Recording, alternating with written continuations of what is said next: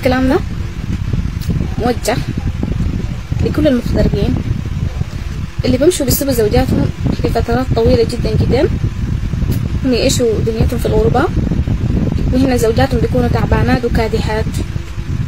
وطبعا معلوم الأبجيج السوداني ما بيقصر إن شاء الله لما يشوف مرة كده تعبانة وكادحة براها، فعليا لا إراديا بيلقى نفسه إنه ويقف جنبها ويحزن. ممكن يكون الأبجيج ده منه، ممكن يكون الأبجيج ده بتاع ترحال، ممكن يكون بتاع لبن، ممكن يكون بتاع ركشة، ممكن يكون بتاع دكان، يعني فعليا كده ممكن أي أبجيج من الأبجيجات المذكورين ده يسدوا القناة.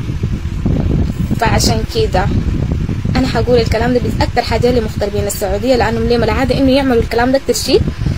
فعليا الواحد لما يسافر بيخلي أولاده لحالهم، يتذكر إنه يرجع على بكير. إحنا ما عندنا مانع إنه الواحد الظروف أجبرته وخلاه إنه يطلع، ولو ما الظروف احتمال ما يطلع، بس معروف طبعا الغياب الشرعي معروف في الدين، فيبقى الناس ما تتجاوز المدة عشان ما تحصل انقلابات.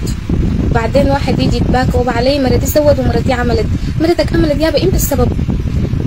بعدين خلاص يعني انت يعني حتكون قاعد كده ومكرس حياتك على هي؟ لا. واللي بنشوفهم في الانترنت والمنبرشين في التيك توك في الليمو، وما خليته موقع من مواقع التواصل وما اتصلت فيه.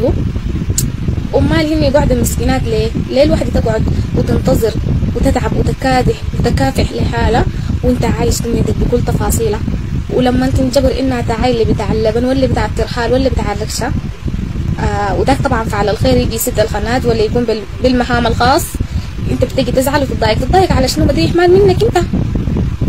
يعني اصلا الواحد لما يكون ما مقصر استحالة يحصل الخيانة دي. اذا حصل الخيانة من اي طرف من الاطراف فلا بد ان هنالك يعني تقصير، في تقصير من الجوانب، يعني واحد من الجانبين قصر، واحد قصر والثاني يحتم، كل ما في الحكايه. بس يعني الموضوع بسيط جدا جدا، الناس ما تتعقد وتنفعل وتنبشر. اعمل حساب، بس انت لما تعمل حساب ان شاء الله امورك ما حيجود.